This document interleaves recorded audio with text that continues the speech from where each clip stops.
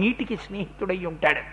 ఆదిత్య హృదయం చదివితే లోకంలో ఉన్న వాళ్ళందరూ ఆదిత్య హృదయాన్ని చదివితే వానలు పడకపోవడం అన్నది ఉండదు. అపాం మిత్రో, ఆయన నీటికి మిత్రుడు, అందుకే నీటిని వర్షింపచేస్తాడు. మళ్ళీ అపాం మిత్రో వింధ్యవీధి ప్లవంగమహ, ఆ వింధ్యవీధి ఆకాశ వీధిలో తిరుగుతూ ఉంటాడు.